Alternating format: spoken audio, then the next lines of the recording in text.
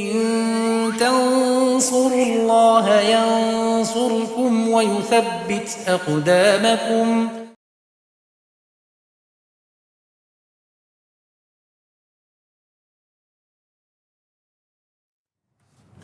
Assalamualaikum warahmatullahi wabarakatuh.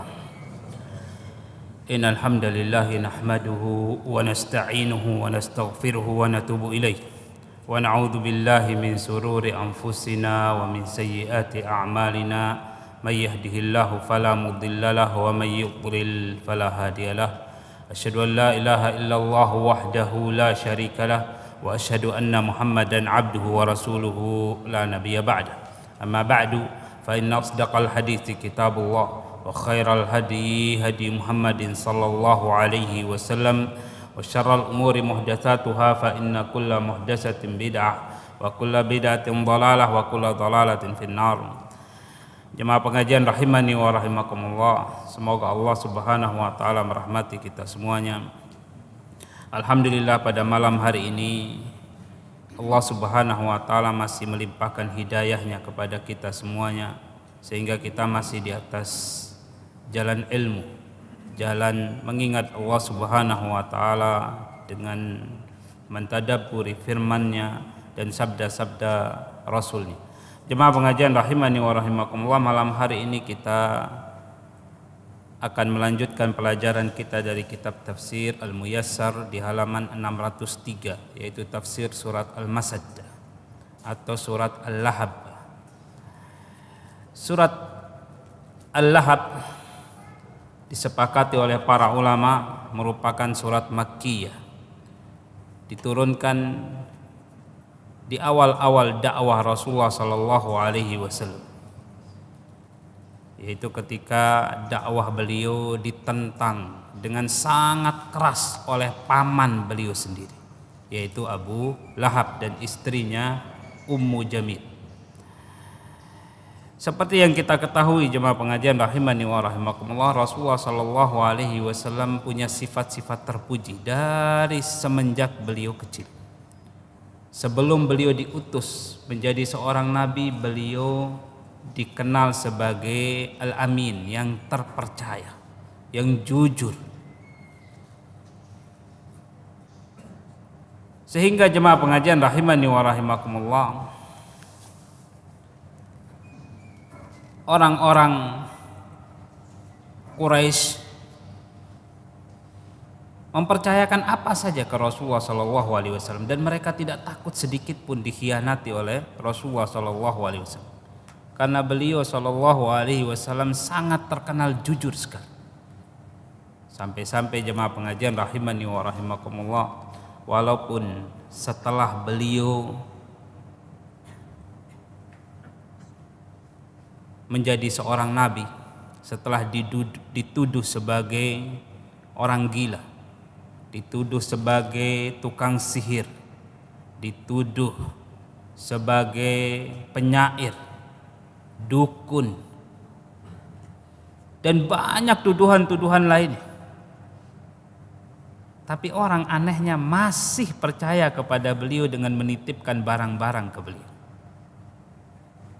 Orang-orang kafir masih nitip barang, walaupun ketika berdakwah beliau dituduh orang gila, dukun. Saking terpercayanya Rasulullah sallallahu alaihi wasallam, dan menunjukkan bahwasanya sebenarnya mereka orang-orang Quraisy ini tidak menolak pribadi Rasulullah SAW, tapi menolak firman Allah Subhanahu wa taala, menolak dakwah yang diajarkan oleh Rasulullah sallallahu alaihi wasallam.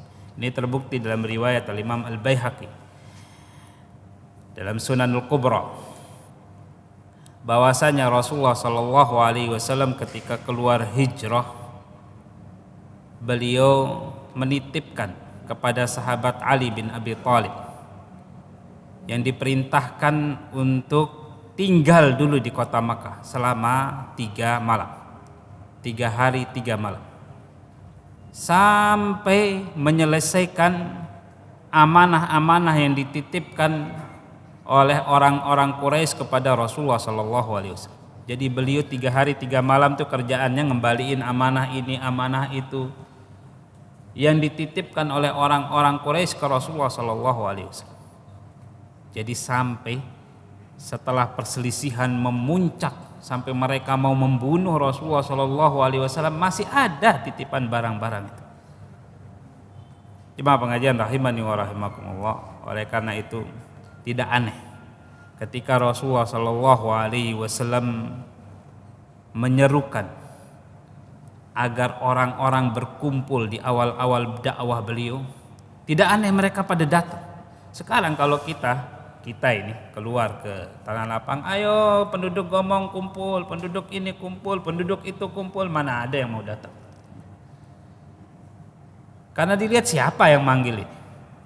Tapi Rasulullah sallallahu alaihi wasallam dalam asbabul nuzul surat Al-Lahab ini, beliau naik ke atas tempat yang tinggi. Kemudian beliau sallallahu alaihi wasallam dari tempat yang tinggi itu menyerukan. Jadi ini ketika Allah Subhanahu wa taala memerintahkan beliau untuk berdakwah secara terang-terangan. Sebelumnya beliau berdakwah secara sembunyi-sembunyi. Ketika diperintahkan untuk menyeru berdakwah terang-terangan, beliau naik ke atas tempat yang tinggi, kemudian beliau memanggil, menyeru, ya Bani Fihr, wahai Bani Fihr, ya Bani Adi, wahai Bani Adi, dan seterusnya. Hatta idza ijtama'u, sampai kumpul semua, faja'ala ar-rajulu idza lam yastati an yakhruja arsala rasulan liyanzura mahu. Sampai keluarga-keluarga atau klan-klan yang diseru oleh Rasulullah sallallahu alaihi wasallam kalau tidak bisa datang, mereka mengutus orang supaya mendatangi dan mengetahui apa yang akan disampaikan oleh Muhammad sallallahu alaihi wasallam. Faja'a Abu Lahab wa Quraisy, dan datang juga Abu Lahab, begitu juga orang-orang Quraisy. Kemudian ada yang bertanya pada saat itu, malak, kenapa kamu wahai Muhammad? Ada urusan apa ini kok kita semua dipanggil? Faqala, kemudian Rasulullah sallallahu alaihi wasallam bersabda, ara'aitakum law akhbartukum anna khailan bil wadi turidu an tughira alaikum akuntum musaddiqiyah. Bagaimana pendapat kalian? Rasulullah sallallahu alaihi wasallam bertanya ke yang sudah orang-orang kumpul itu, bagaimana menurut kalian kalau sekarang saya kabarkan bahwasanya di dataran rendah sana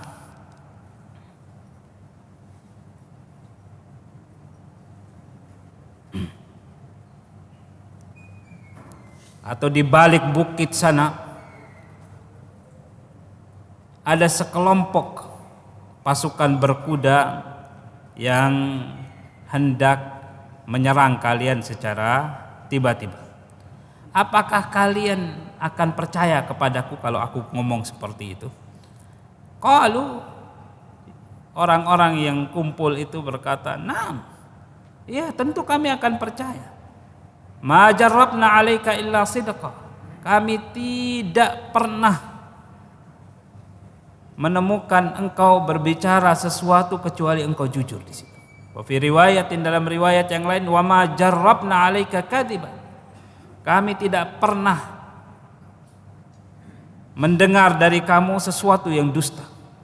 Qala, kemudian Rasulullah sallallahu alaihi wasallam bersabda, fa inni nadhirun lakum baina yaday adzabin syadid.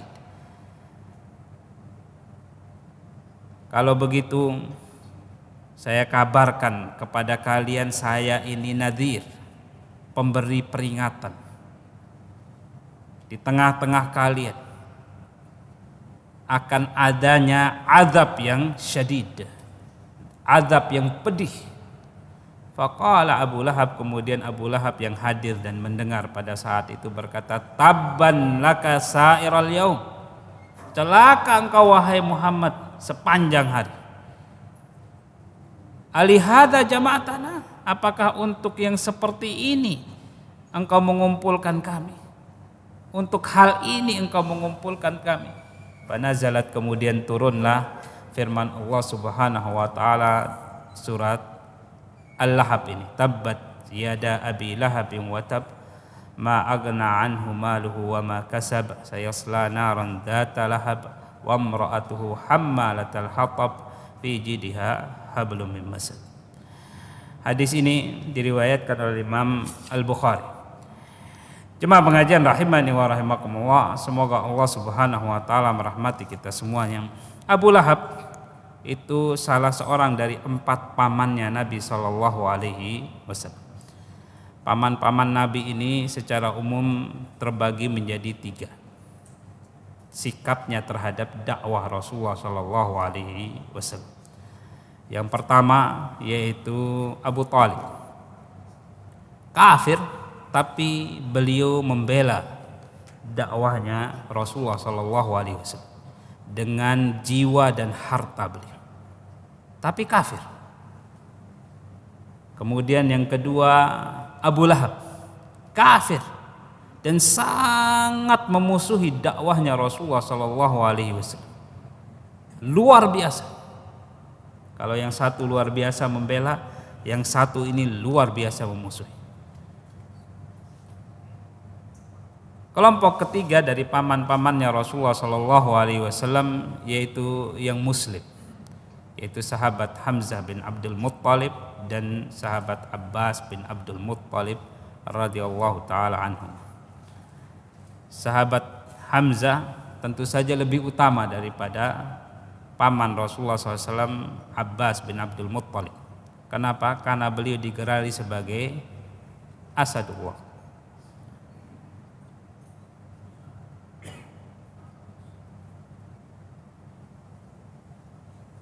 Dan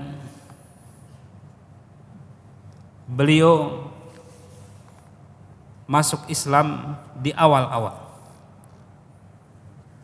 dan gugur di perang Badar.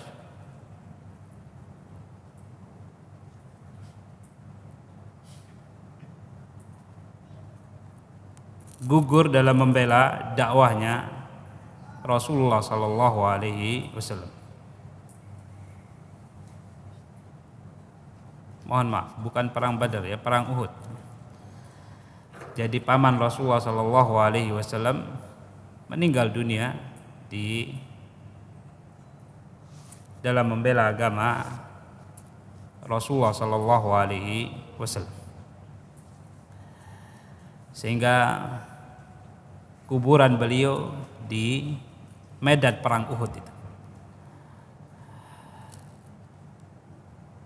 Sedangkan sahabat Abbas bin Abdul Muttalib, beliau masuk Islam di akhir-akhir.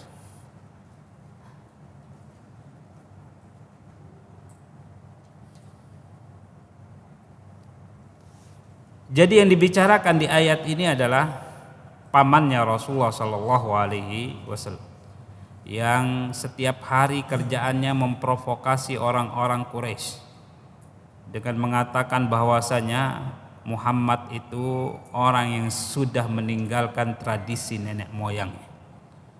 Diriwayatkan jemaah pengajian rahimani wa rahimakumullah oleh Imam Ahmad dari sahabat Rabi'ah bin Ibad Ad-Dili radhiyallahu taala anhu, beliau berkata, saya melihat Rasulullah sallallahu alaihi wasallam di pasar Dzil Majaz,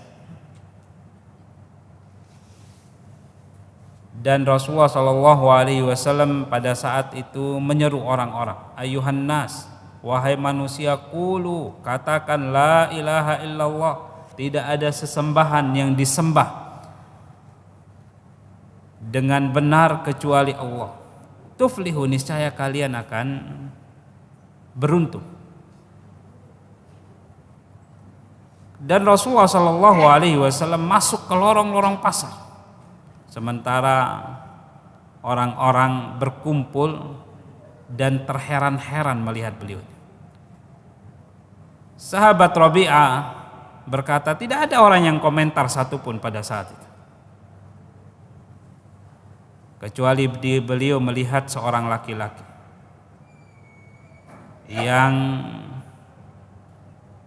disebutkan oleh beliau ahwal wadi al-wajhi dha qadirataini, orang yang juling namun tampan dan punya 2 kepang rambutnya. Orang itu berkata, innahu sabi atau innahu sabi, sesungguhnya dia ini sabi. Sabi itu meninggalkan tradisi nenek moyang. Kadzib, pendusta. Fakultu, sahabat Rabi'ah berkata, saya pun bertanya, man hadha, siapa ini? Qalu, orang-orang menjawab, Muhammad bin Abdullah wa huwa yadhkurun nubuwah. Ini Muhammad bin Abdullah, dia berbicara tentang kenabian yang dia bawa. Qultu man hadzal ladzi yukadzibuhu, saya pun bertanya lagi, siapa ini yang datang mengatakan dusta ke Rasulullah sallallahu alaihi wasallam? Qalu, mereka berkata, ammuhu Abu Lahab, ini pamannya Abu Lahab.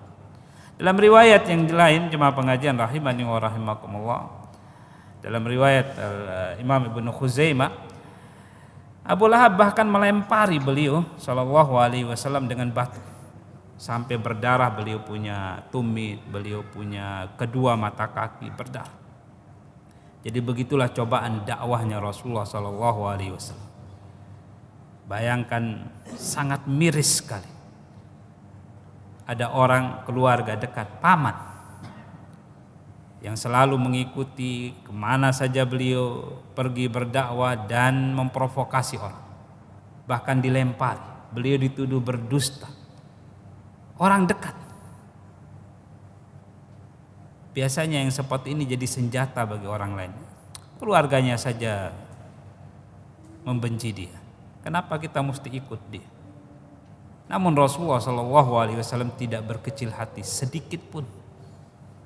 Tetap berdakwah dari pintu ke pintu, dari pasar ke pasar, ke sana kemari.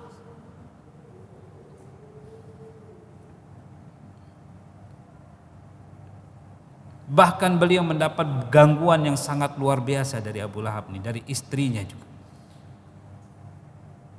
Namun beliau tidak mundur sedikit pun. Jemaah pengajian rahimani wa rahimakumullah, semoga Allah Subhanahu wa taala merahmati kita semuanya. Beginilah sunnatullah. Kita terkadang mendapat cobaan dari Allah Subhanahu wa taala dalam menegakkan al-haq ini dari keluarga kita sendiri. Banyak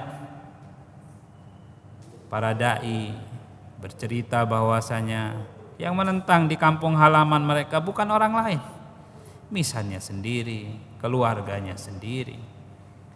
Sunnatullah demikian. Tapi kalau kita mau lihat juga, terkadang yang mendukung kita adalah keluarga kita juga. Seperti Rasulullah SAW. Abu Thalib walaupun kafir sangat luar biasa dukungannya ke Rasulullah SAW. Apalagi yang muslim. Paman beliau Hamzah misalnya sangat luar biasa.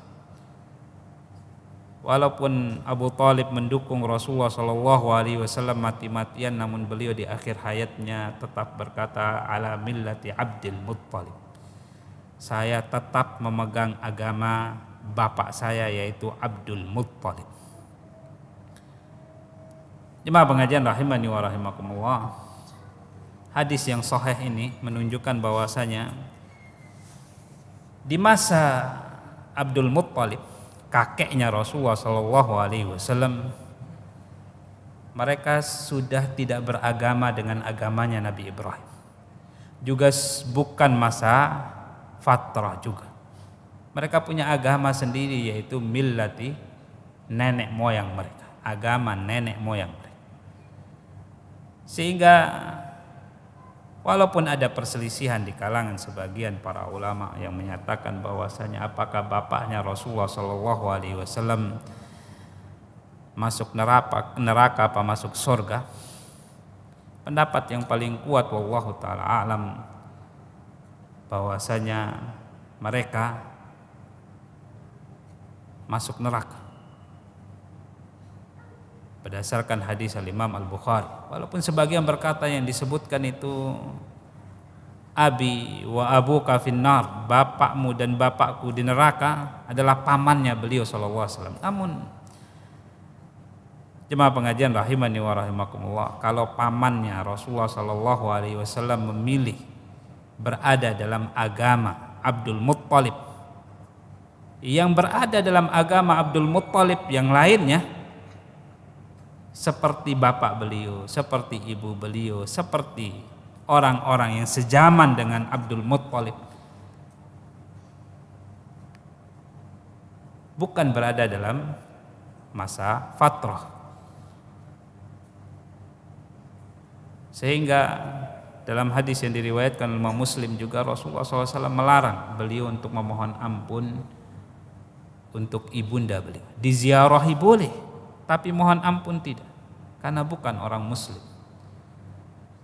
Jemaah pengajian rahimani wa rahimakumullah, semoga Allah Subhanahu wa taala merahmati kita semuanya. Ayat pertama dari surat Al-Lahab ini Allah Subhanahu wa taala berfirman, tabbat yada abi lahabin wa tabba. Binasalah kedua tangan Abu Lahab dan benar-benar binasa dia. Para ahli tafsir dalam kitab tafsir Al-Muyassar berkata, khasirat yada abi lahab wasyaqi biidaihi Rasulullah sallallahu alaihi wasallam, biidaihi Rasulullah Muhammad dan sallallahu alaihi wasallam. Merugi dan celakalah kedua tangan Abu Lahab karena ia menyakiti Muhammad sallallahu alaihi wasallam.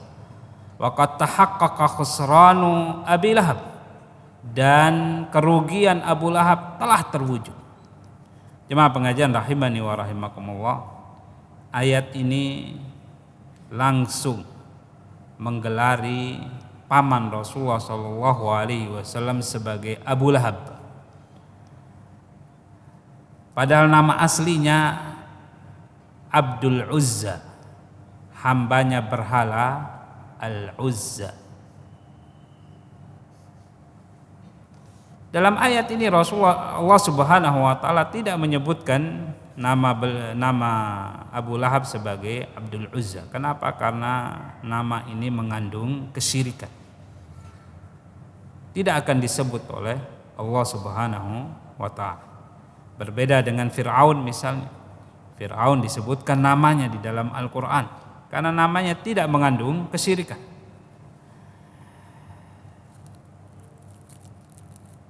Dinamakan Abu Lahab karena wajahnya yang agak kemerah-merahan, sebagaimana disebutkan dalam kitab tafsir As-Sam'ani.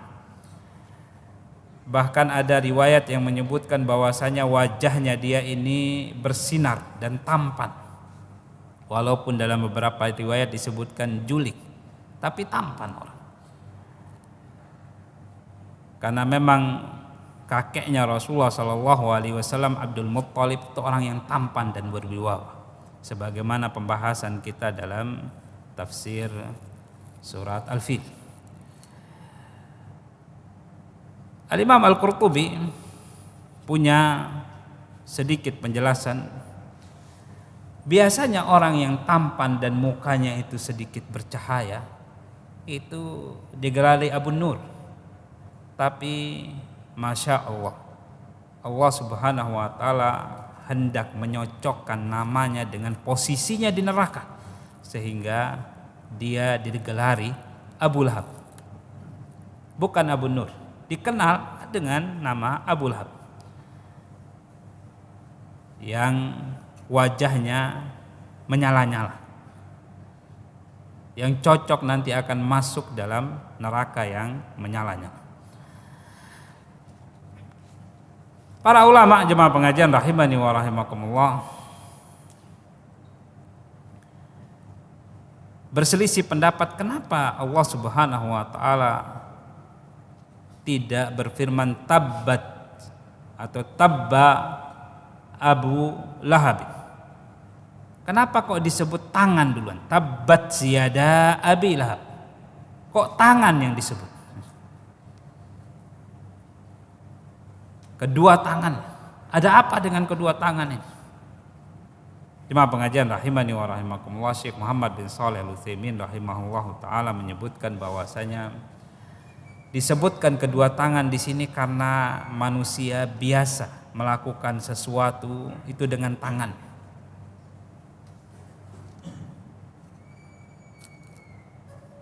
Baik mengambil, memberi, berbicara, kadang-kadang tangannya main. Jadi Allah Subhanahu wa taala hendak memulai menimpakan kecelakaan ke Abu Lahab dimulai dengan tangannya untuk kemudian diikuti dengan anggota badan yang lain. Sebagian lagi berpendapat bahwasanya ketika memaki dan mencela Rasulullah Shallallahu Alaihi Wasallam, Abu Lahab ini pakai tangan untuk menunjuk-nunjuk. La tusaddiquhu, dia pakai tangannya ditunjuk seperti ini. Jangan percaya dia, innahu sabi. Dia ini orang yang meninggalkan tradisi nenek moyang, kadzib, pendusta. Ditunjuk-tunjuk pakai tangan. Sehingga Allah Subhanahu wa taala menyebutkan kedua tangannya ini sebagai tangan yang celaka untuk mewakili anggota badannya yang lain.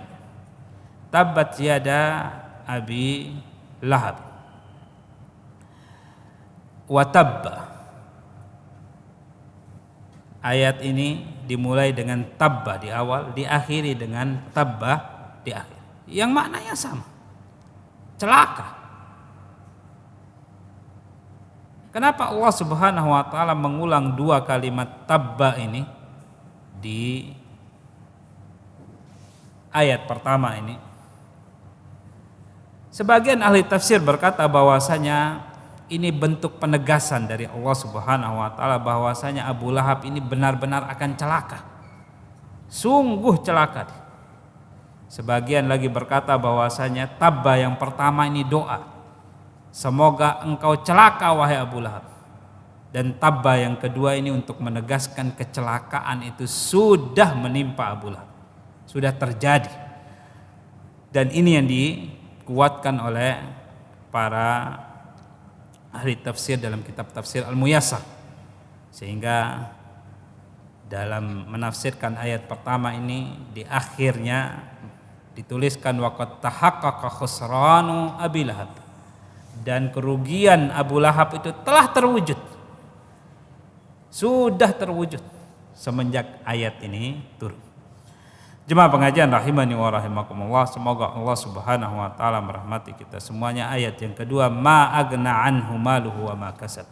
Tidak berguna baginya hartanya dan apa yang dia usahakan. Para ahli tafsir dalam kitab tafsir Al-Muyassar berkata, ma agna anhu maluhu wa waladuhu. Harta benda dan anaknya tidak berguna baginya. Falan yarudda anhu syai'an min adzabillahi idza nazala bihi. Karena keduanya tidak akan melindungi dia sedikit pun dari azab Allah saat azab tersebut menimpanya. Jemaah pengajian rahimani wa rahimakumullah. Wa ma kasab, kalau dari awal ayat kita sudah bisa memahami ma agna, tidak berguna bagi. Sebagian ahli tafsir berkata ma ini kalimat tanya, apa sih gunanya? Jawabannya jelas tidak ada gunanya. Sebagian lagi berkata ma di sini untuk menafikan, tidak berguna, tidak bermanfaat. Maluhu jelas harta benda, wa ma kasab dan apa yang dia kumpulkan. Para penerjemah di Departemen Agama sependapat dengan Syekh Muhammad bin Shalih Al-Utsaimin rahimahullahu taala, yang dimaksud wa ma kasab di sini yaitu segala sesuatu yang bisa dikumpulkan oleh Abu Lahab, baik anak keturunan, baik harta benda, baik juga kedudukan, kemuliaan, kehormatannya, kebangsawanannya, semua yang bisa dia kumpulkan itu masuk dalam wa ma kasab. Sementara para ahli tafsir dalam kitab tafsir Al-Muyassar menafsirkan bahasa bahwasanya wa makasab artinya wa waladuh, anaknya. Kenapa demikian jemaah pengajian rahimani wa rahimakumullah? Karena dalam riwayat Imam Ahmad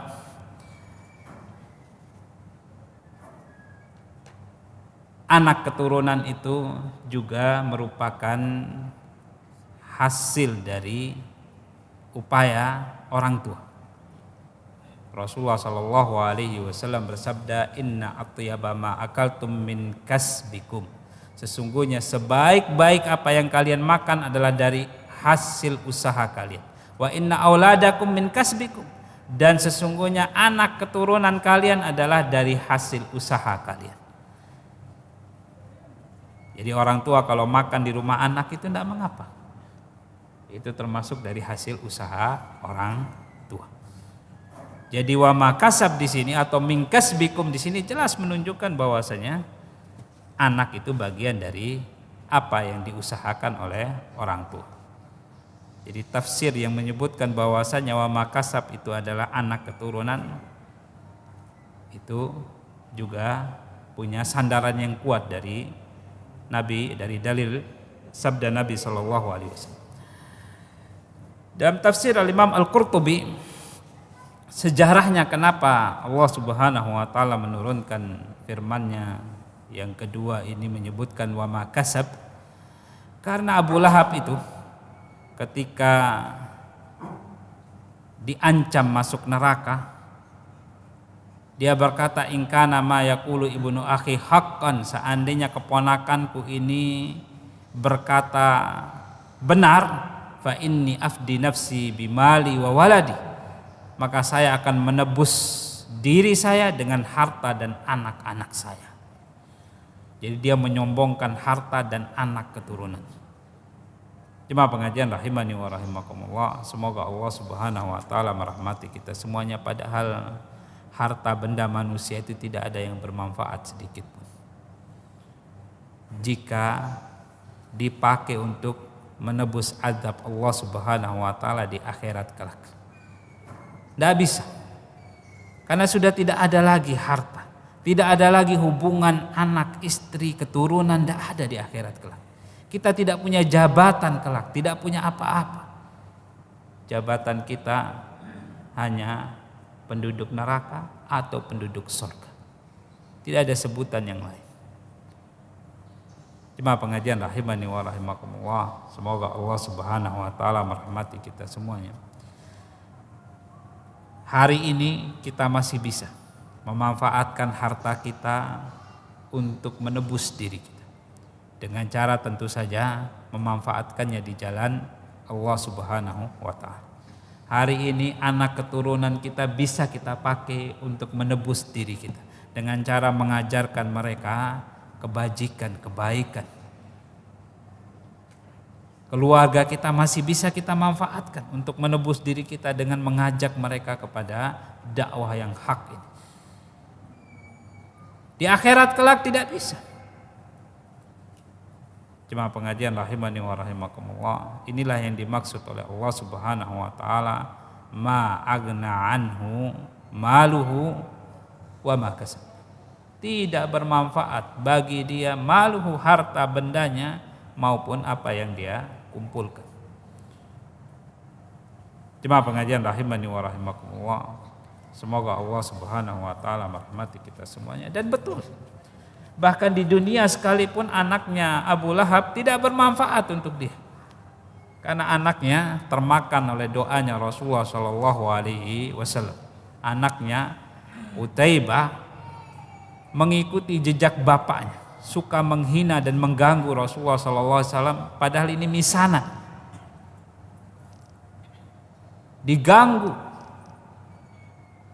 Sampai-sampai Rasulullah SAW mendoakan, Allahumma sallit alaihi kalbak, ya Allah, kuasakanlah anjingmu kepada si Utaibah ini. Sehingga ketika dia keluar, jemaah pengajian rahimani wa rahimakumullah, menuju ke negeri Syam, membawa dagangan, mampir di satu tempat, dia sudah mulai ketakutan Utaibah. Teman-temannya satu rombongan bilang, sudah, jangan takut, kita yang jaga. Mereka duduk di sekeliling Utaibah sampai keluar satu singa dan menerkam dia, pas dia saja yang dibawa sama singa tersebut. Kisah ini disebutkan dalam Sirah Nabawiyah, diriwayatkan oleh Imam Al-Hakim, disepakati kesahihannya oleh Imam Adz-Dzahabi. Imam Al-Hakim berkata sahih, disepakati oleh Imam Adz-Dzahabi, dan juga diriwayatkan dari kitab-kitab sunan yang lain. Jemaah pengajian rahimani wa rahimakumullah, istri Abu Lahab tak bermanfaat sedikit. Tidak ada apapun yang bermanfaat dari Abu Lahab di dunia dan di akhirat. Ayat yang ketiga, sayasla naran dzatal lahab, kelak dia akan masuk ke dalam api yang bergejolak. Lihat akhir ayat ini, lahab, dzatal lahab artinya api yang bergejolak. Abu Lahab, pas sekali, cocok, satu kata, nama menggambarkan nasibnya di akhirat kelak. Sayasla naran dzatal lahab, kelak dia akan masuk ke dalam api yang bergejolak, yaitu neraka. Para ahli tafsir dalam kitab tafsir Al-Muyassar berkata, sayadkhulu naran muta'ajjijah, kelak dia akan memasuki neraka jahanam yang menyala-nyala. Jemaah pengajian rahimani wa rahimakumullah, ayat ini jelas menunjukkan bahwasanya Abu Lahab tidak akan masuk Islam sama sekali. Ayat ini turun di masa hidupnya Abu Lahab, di awal-awal dakwahnya Rasulullah Shallallahu Alaihi Wasallam, sudah memastikan Abu Lahab itu masuk neraka. Ini merupakan satu mukjizat dari Al-Quran, kehebatan surat ini. Fir'aun saja, jemaah pengajian rahimani wa rahimakumullah, tidak disebutkan oleh Allah Subhanahu wa taala di masa Nabi Musa kalau dia akan masuk neraka. Bahkan Allah Subhanahu wa taala memerintahkan kepada Nabi Musa dan Nabi Harun untuk datang ke Fir'aun mendakwahi dia. Dalam surat Thaha Allah Subhanahu wa taala berfirman di ayat yang ke-43 dan 44, idhaba ila fir'auna innahu tagha, datanglah kalian berdua kepada Fir'aun, sesungguhnya dia melampaui batas, faqula lahu qaulan layyina, dan katakan kepada dia perkataan yang lembut, la'allahu yatadzakkara aw yakhsha, mudah-mudahan dia ingat atau takut, mudah-mudahan dia bisa kembali ke jalan yang benar. Abu Lahab tidak, sayasla naran dzatal lahab, dia pasti akan masuk ke dalam neraka yang berkobar-kobar. Orang kafir Quraisy juga banyak yang menindas Rasulullah SAW, seperti Abu Jahal misalnya, tapi tidak disebutkan secara terang-terangan oleh Allah Subhanahu wa taala di dalam Al-Quran. Ada orang-orang Quraisy juga yang memusuhi Rasulullah SAW, namun di akhir-akhirnya masuk Islam. Jemaah pengajian rahimani wa rahimakumullah, semoga Allah Subhanahu wa taala merahmati kita semuanya.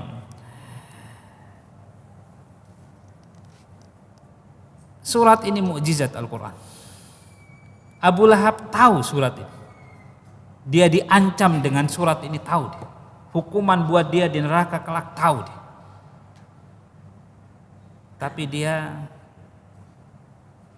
sebenarnya, jemaah pengajian rahimani wa rahimakumullah, kalau dia mau, Abu Lahab ini punya cara untuk menunjukkan bahwasanya Al-Quran ini dusta, yaitu dengan cara masuk Islam. Kan akhirnya ayat ini, apa ayat ini? Bohong ayat ini. Itu lihat Abu Lahab jadi masuk Islam. Tapi karena mukjizat Al-Quran, Abu Lahab tidak berpikir untuk masuk Islam, untuk membantah dari sisi yang ini, tidak. Bahkan jemaah pengajian rahimani wa rahimakumullah, untuk berbohong saja, pura-pura masuk Islam saja tidak.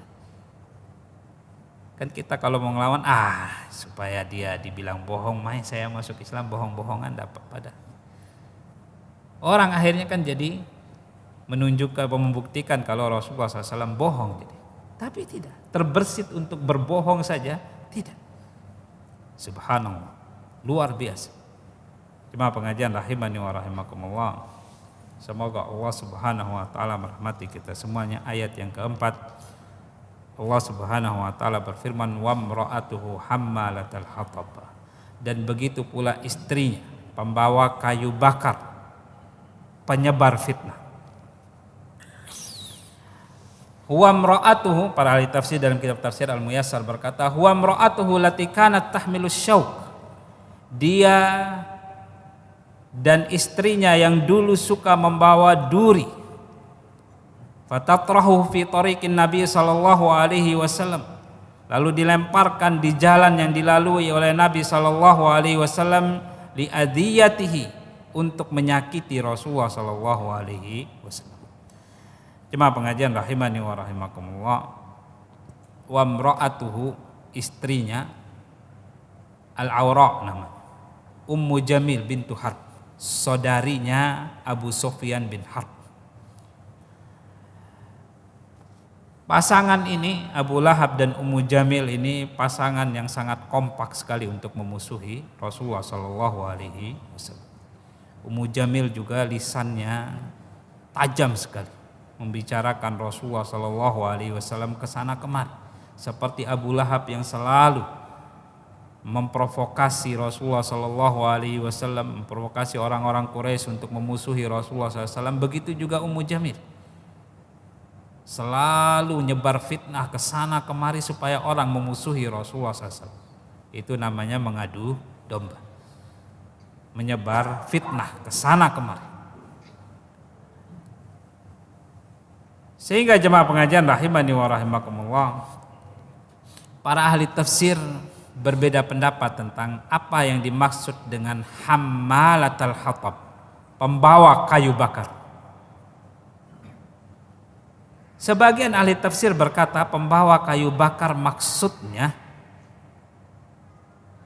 suka menyalakan permusuhan di sana sini untuk memusuhi Nabi sallallahu alaihi wasallam dengan cara memfitnah kesana kemari. Sehingga kalau di terjemahan Departemen Agama dikasih dalam kurung penyebar fitnah. Itu maksudnya menurut sebagian ahli tafsir. Sebagian lagi berpendapat bahwasanya seperti yang disebutkan dalam kitab tafsir Al-Muyassar, bahwasanya yang dimaksud dengan hammalatal hatab, bahwasanya Ummu Jamil itu suka mencari kayu-kayu yang ada durinya, diletakkan di jalan-jalan Nabi Shallallahu Alaihi Wasallam di malam hari supaya Rasulullah SAW itu menginjak duri-duri kalau jalan. Sebagian lagi berpendapat bahwasanya hammalatul hatab, membawa kayu bakar, ini maksudnya di akhirat kelak sebagai hukuman di neraka.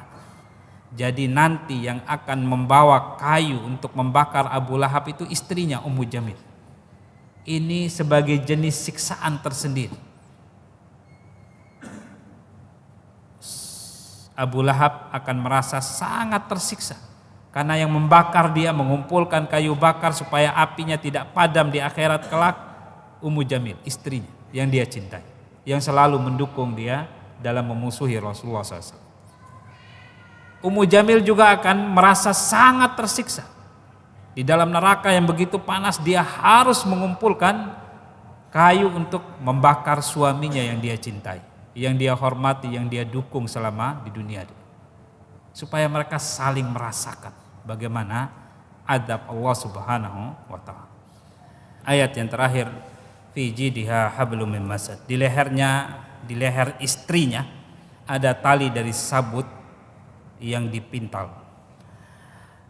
Para ahli tafsir dalam kitab tafsir Al-Muyassar berkata, fi unuqiha, di leher wanita itu, hablum muhakkamul fatli, tali yang terpintal kuat, min lifin syadidin khasni, yang terbuat dari sabut yang sangat kasar. Turfa'u bihi fi nari jahannam, dengan tali itu ia akan diangkat ke neraka jahannam. Summa turma ila asfaliha, kemudian dilempar ke bagian neraka yang paling bawah. Jemaah pengajian rahimani wa rahimakumullah, fi jidha, di lehernya sudah kita maklumi bersama, Hablum jelas tali. Masad ini yang diperselisihkan oleh para ulama. Sebagian mengatakan maksudnya adalah sabut atau semacam tumbuhan yang kering dipintal-pintal dijadikan kalung. Kalung yang mana ini? Sebagian berkata seperti yang disebutkan dalam tafsir Al-Muyassar, ini nanti ini kalung untuk dia di neraka kelak, yang dipakai untuk mengangkat dan melempar dia ke dalam neraka yang paling bawah. Sebagian lagi berkata yang dimaksud masad di sini adalah besi. Allah akan mengalungkan dia dengan kalung yang terbuat dari besi api neraka jahanam. Bisa jadi juga terbuat dari kayu yang dibakar, yang intinya nanti akan dipasangkan di neraka jahanam. Jemaah pengajian rahimani wa rahimakumullah, Syekh Muhammad bin Shalih Al-Utsaimin rahimahullahu taala menjelaskan dalam kitab tafsir beliau, tafsir Juz Amma, bahwasanya yang dimaksud dengan masad di sini adalah tali yang kasar itu, yang dipakai untuk menali kayu-kayu. Jadi ketika dia hendak pergi untuk mencari kayu yang ada durinya untuk ditebar di jalan-jalan yang dilewati oleh Rasulullah SAW, dia tentu harus membawa tali. Nah, tali yang dia bawa ini jemaah pengajian rahimani wa rahimakumullah, tali yang terbuat dari serabut yang kasar, karena memang biasa seperti itu. Dan dia bawanya dengan cara dikalung di lehernya,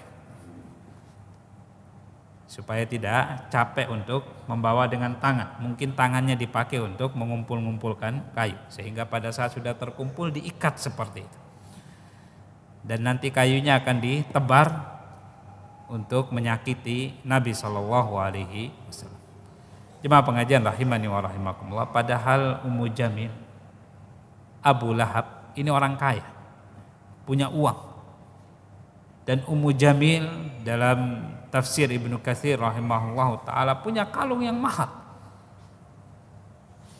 yang dia juga ingin menginfakkan kalungnya tersebut untuk mendukung perang melawan dakwahnya Nabi Muhammad SAW. Orang kaya punya kalung mahal, menghinakan dirinya dengan memakai kalung yang terbuat dari serabut ketika pergi mencari kayu yang berduri. Saking dendamnya kepada Nabi SAW, padahal Nabi SAW tidak pernah berbuat apa-apa kepada dia, hanya mendakwahkan apa yang diperintahkan oleh Allah Subhanahu wa taala. Rugi apa dia orang ini? Hartanya diambil? Tidak. Dia dicela? Tidak. Tidak ada ruginya dia. Cuman waladzubillah, karena hati yang busuk, dengki, akhirnya untuk merendahkan Nabi SAW, mengganggu Nabi SAW, dia berani melakukan hal-hal yang terlihat hina di hadapan orang lain. Masa orang kaya pakai kalung yang terbuat dari serabut yang kasar seperti itu? Jemaah pengajian rahimani wa rahimakumullah, terkadang sifat-sifat iri, dengki, hikit bisa membuat orang tidak berpikir normal lagi. Dan ini yang terjadi di dunia ini. Orang kalau punya sifat busuk, mengganggu orang lain, terkadang untuk mengganggu orang lain itu dia melakukan hal-hal yang remeh, yang hina. Dan dia berani melakukan demikian hanya untuk membuat orang lain susah. Paling tidak jemaah pengajian rahimani wa rahimakumullah, kehinaan itu didapat dari bisikan-bisikan orang. Ngapain orang ini? Kok ada saja kerjaannya mengganggu orang lain? Apa tidak punya keaktivitas yang lain? Apa tidak ada yang lebih bermanfaat daripada ganggu orang lain? Seperti orang yang tidak punya kerjaan saja. Seperti preman pasar, seperti ini, seperti itu. Paling tidak kehinaan yang didapat adalah dari omongan orang lain. Belum lagi jemaah pengajian rahimani wa rahimakumullah, dalam menyusun rencana dan siasat busuk itu terkadang orang menghinakan diri. Begitu yang dilakukan oleh Ummu Jamil. Oleh karena itu jemaah pengajian rahimani wa rahimakumullah, yang selamat, kita mendapat kemuliaan, menjaga kemuliaan yang diberikan oleh Allah Subhanahu wa taala sebagai manusia yang berakal, normal. Selamatnya kita harus buang jauh-jauh sifat yang seperti ini. Sifat iri, dengki, hasad kepada orang lain, suka balas dendam, suka mengganggu orang lain. Yang seperti ini sifat makhluk-makhluk yang tidak punya kehormatan yang seperti ini. Orang yang punya kehormatan itu mengurus dirinya sendiri. Sibuk dengan sesuatu yang bermanfaat. Tidak mengurus orang lain. Tidak mengomentari ini, mengomentari itu. Dia akan terlihat terhormat ketika menasehati orang lain sesuai dengan syariat Allah Subhanahu wa taala.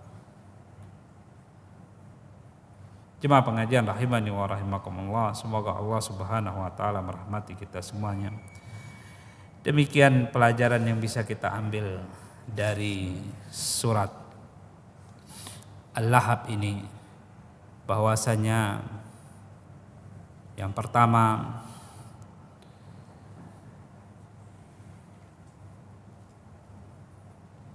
terkadang di jalan dakwah ini ada orang-orang yang memusuhi kita luar biasa sekali. Bahkan itu bisa jadi keluarga kita. Tapi jangan berkecil hati dan lihat, banyak juga orang yang mendukung kita. Bahkan dari keluarga kita juga. Kita harus bersabar. Yang kedua, harus bersabar seperti bersabarnya Rasulullah SAW. Yang ketiga jemaah pengajian rahimani wa rahimakumullah, Al-Quran ini mukjizat. Luar biasa sekali. Jujur, benar. Berita-berita yang dia sampaikan pasti pas. La ya'tihil batil. Tidak ada kebatilan di dalam Al-Quran. Kemudian yang terakhir jemaah pengajian rahimani wa rahimakumullah, mari kita bersihkan hati kita dari sifat-sifat iri, dengki, hasad yang bisa membuat kita menjadi makhluk yang tidak punya kehormatan.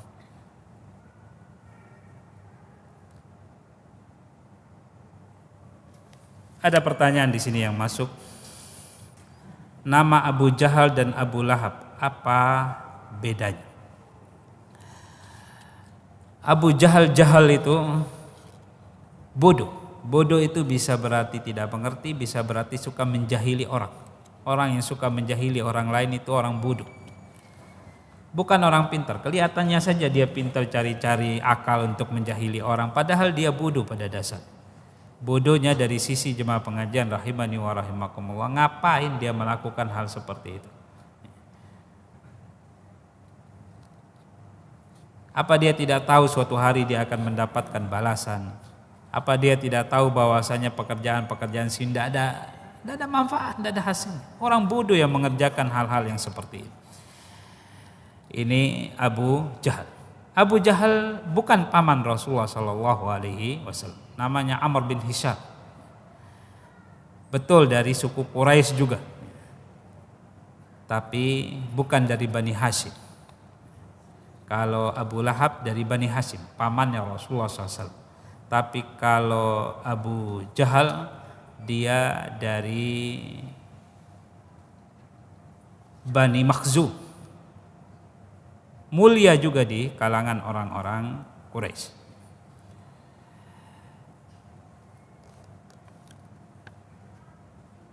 Al-Muhim. Jadi beda antara Abu Jahal dan Abu Lahab. Sebagian orang menganggap Abu Jahal ini pamannya Rasulullah SAW. Tidak, bukan. dari suku yang sama akan tetapi beda klan, beda keluarga.